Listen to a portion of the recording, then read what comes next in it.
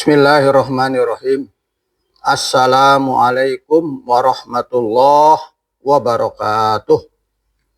Alhamdulillah. Wassalatu wassalamu ala rasulillah. Sayyidina Muhammad ibni Abdillah. Wa ala alihi wa ashabihi wa mawalah. La hawla wa la quwata illa billah. Amma ba'du. Para pendengar rahimakumullah, pada kesempatan kali ini saya akan melanjutkan Babut Taubah sesi kedua. Di dalam kitab Sirajut Thalibin dijelaskan bahwa dosa dikelompokkan menjadi 3 kategori dan masing-masing berbeda cara mentaubatinya.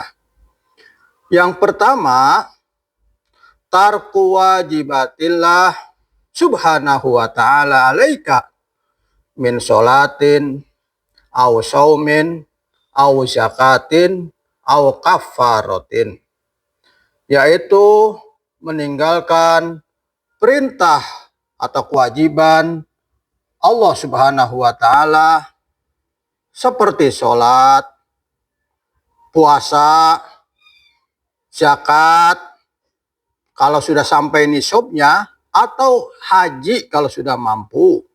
Bagaimana cara mentaubatinya?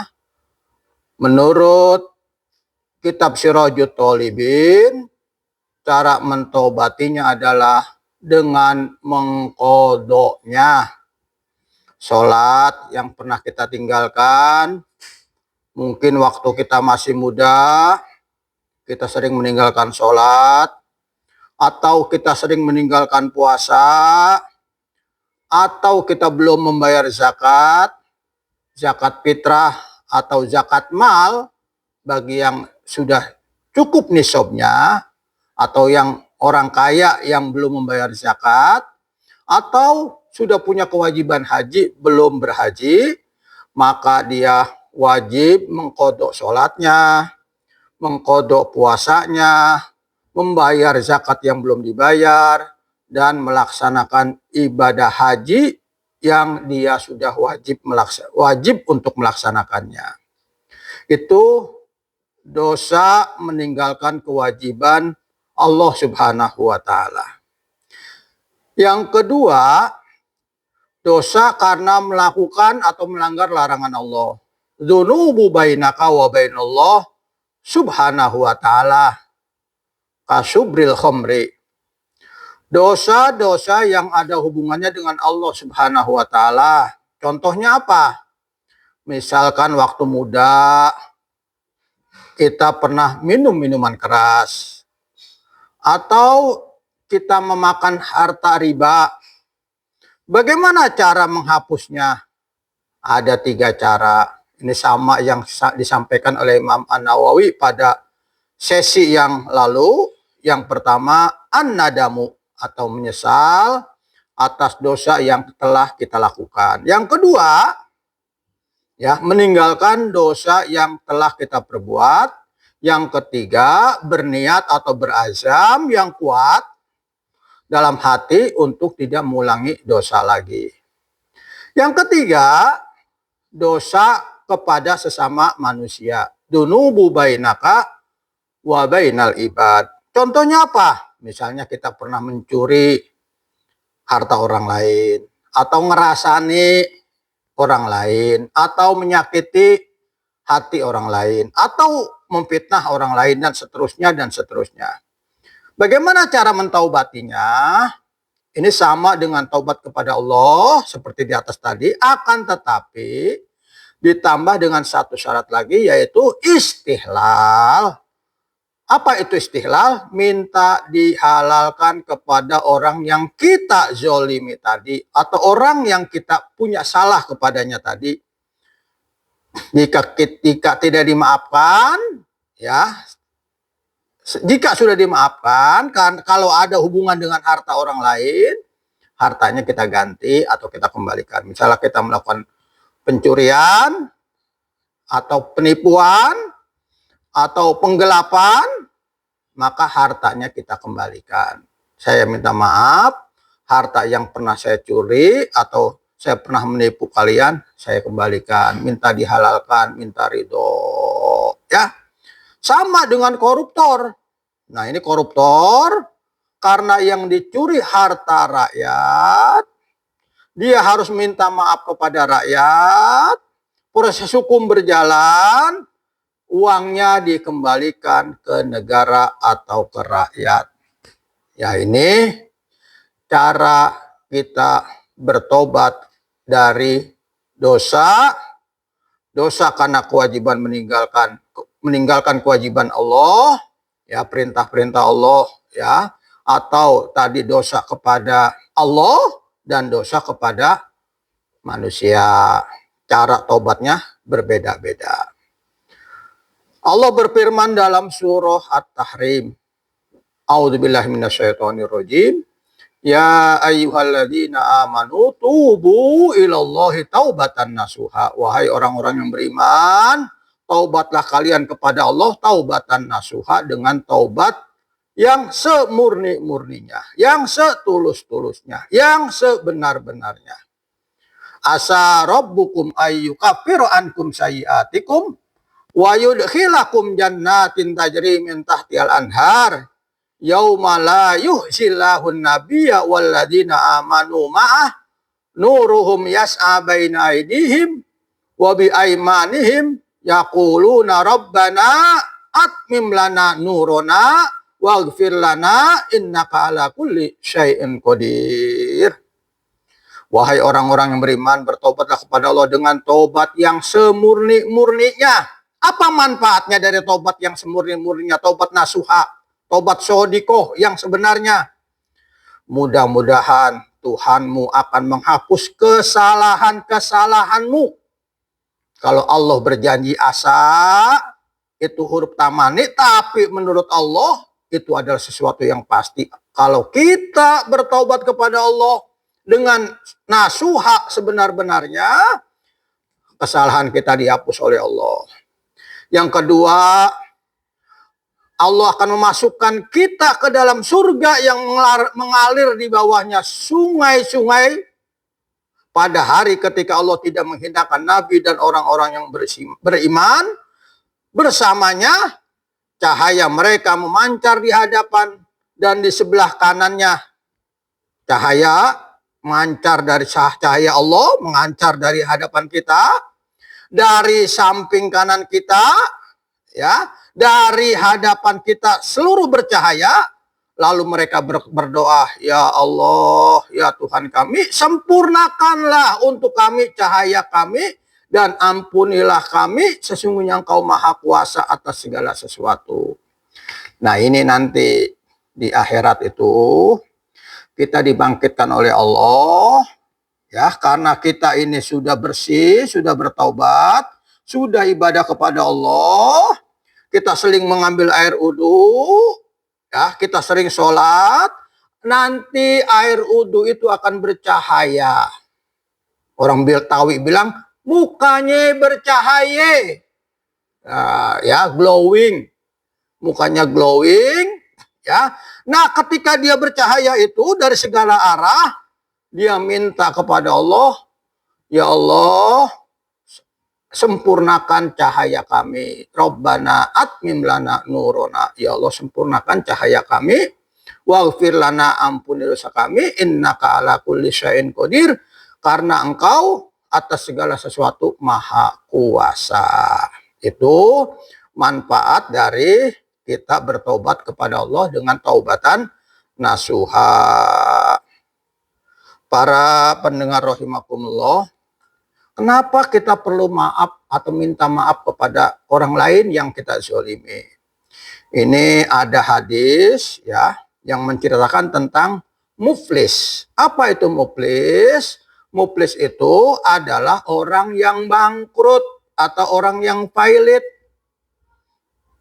Atadruna manil muflis. Apakah kalian tahu siapa yang muflis itu? Qalu, Para sahabat menjawab, al-muflis fina mala dirhamalahu wala mata. Orang yang muflis adalah orang yang tidak punya uang, tidak punya dirham, dan tidak punya harta benda. Pakola, Nabi bersabda, innal muflisa min ummati mayati yaumal qiyamah bisolatin wa siyamin wa zakatin wa yati qad syatama hadza wa qadhafa hadza wa akala la hadza wa safaka dama hadza wa daraba hadza fayu'ta hadza min hasanatihi wa hadza min hasanatihi Pain putiat,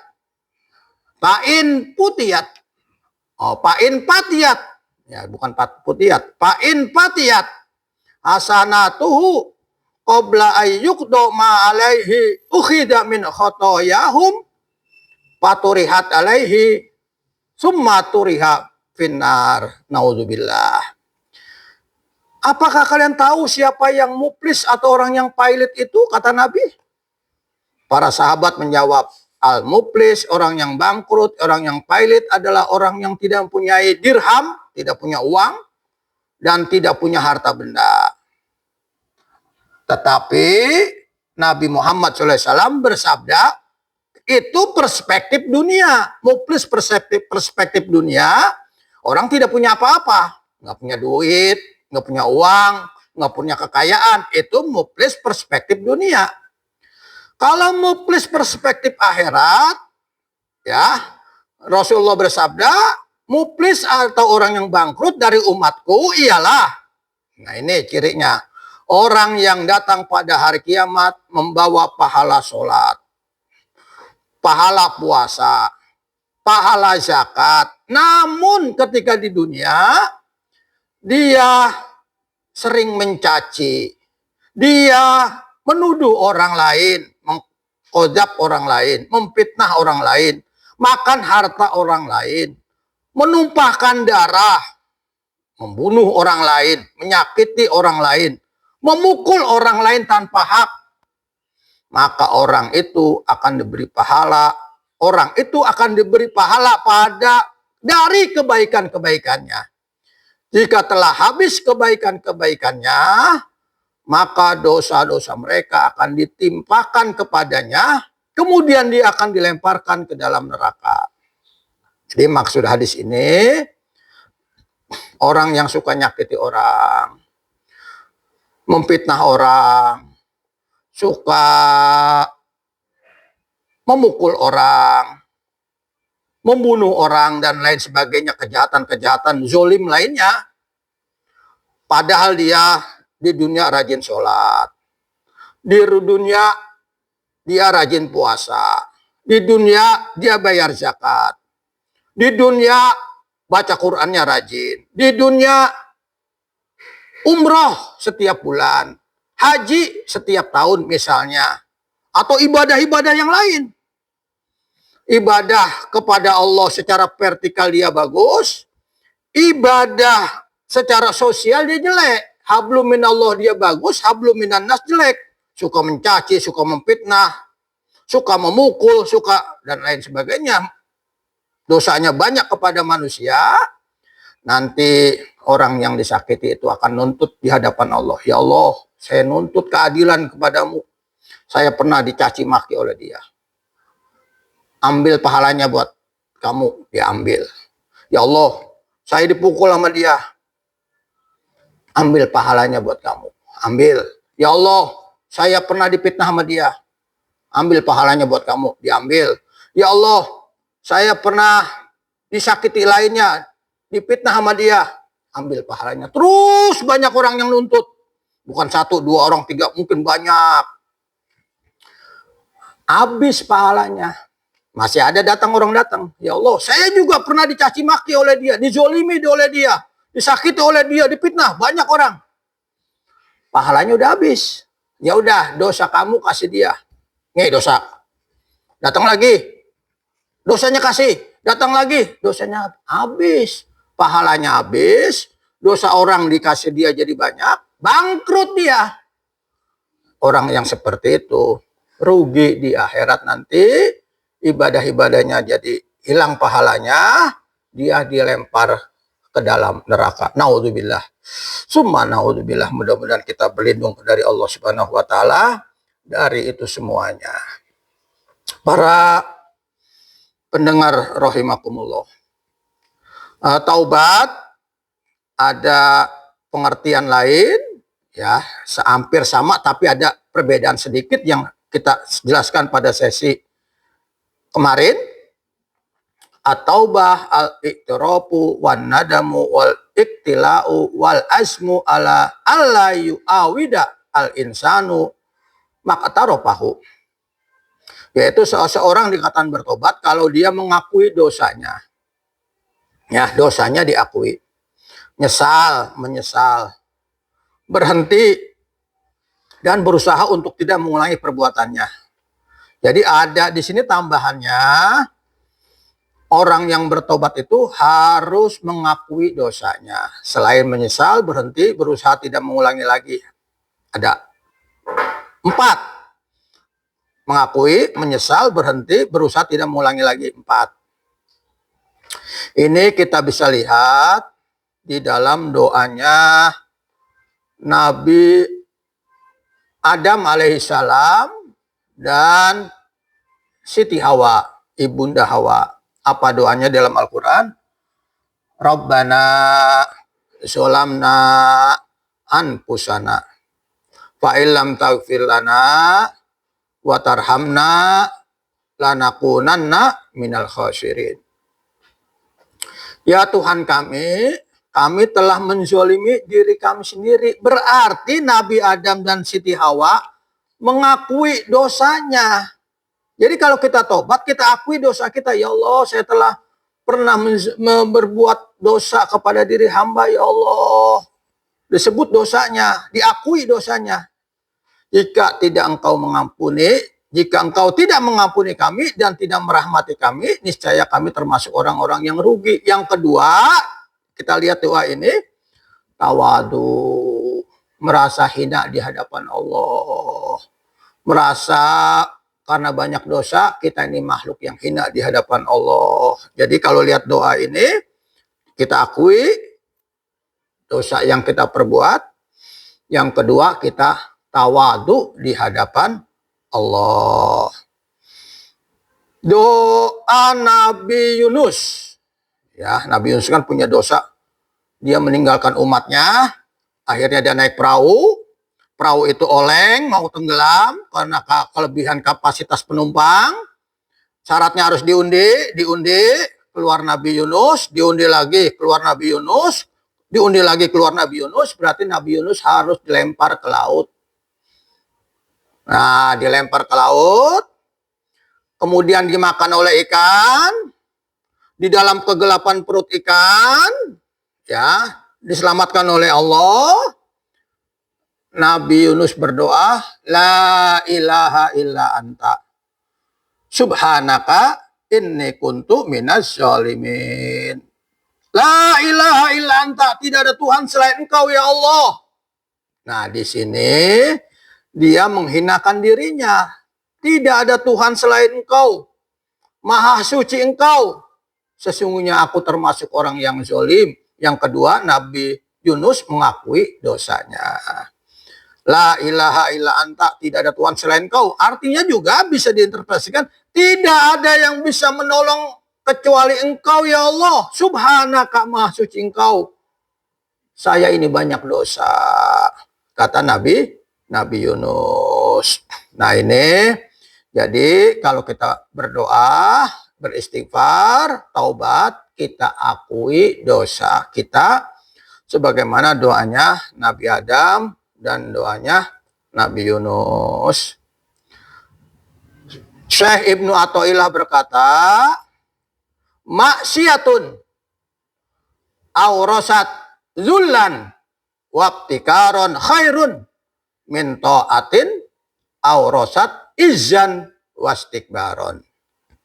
Maksiat, ya maksiat atau dosa yang merendah diri, melahirkan rendah diri, yang merasa hina di hadapan Allah, wabtikaron dan merasa butuh dengan rahmat Allah. Jadi orang ini karena berdosa, dia nangis, dia menyesal, dia merasa hina di hadapan Allah. Sehina-hinanya minta ampun kepada Allah.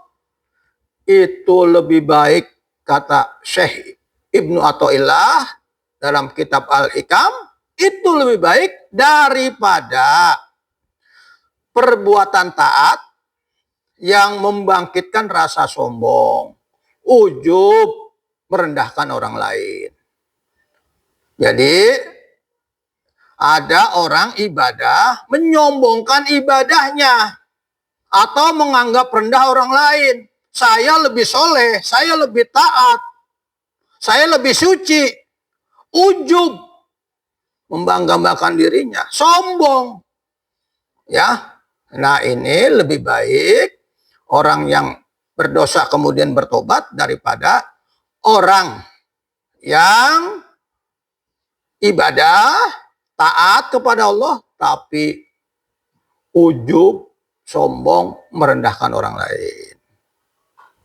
Para pendengar rahimakumullah, ada beberapa faktor yang menyebabkan terjadinya dosa. Yang pertama, hubbud dunya, cinta dunia. Ini sesuai dengan hadis Rasulullah SAW, hubbud dunya ra'su kulli khoti'ah. Cinta dunia, pangkal dari segala kesalahan, pangkal dari segala dosa. Hadis ini memberikan peringatan serius bahwa kecintaan yang berlebihan terhadap dunia, hubbud dunya, merupakan sumber dari berbagai dosa dan kesalahan. Dunia yang seharusnya menjadi sarana menuju akhirat seringkali berubah menjadi tujuan utama yang menjerat manusia dalam berbagai fitnah. Jadi dunia itu sarana, ad-dunya majro'atul akhirah. Dunia ini sarana ya, untuk akhirat. Majro'ah, tempat menanam untuk akhirat. Tujuan kita, orientasi hidup, bukan dunia tapi akhirat. Dunia sarana, tujuan final akhirat. Orang yang hubud dunia, menghalalkan segala cara, dia cinta ke dunia berlebihan, maka menimbulkan dia berani berbuat dosa. Kenapa korupsi terjadi? Ada koruptor, hubud dunia, dia cinta dunia. Ibnul Qayyim rahimahullah berkata, pamatakanal malu fi yadika walaysa fi qalbika lam yadurroka walau kasuro. Wa matakana fi qalbika darroka walam yakun fi yadika minhu syai'un. Selama harta ada di dalam genggaman tanganmu, kata Ibnu Qayyim, tidak sampai menguasai hatimu, tidak dicintai, harta hanya ada di genggaman, tidak ada di dalam hati, maka hal demikian tidak akan membahayakan dirimu betapapun banyaknya harta tersebut.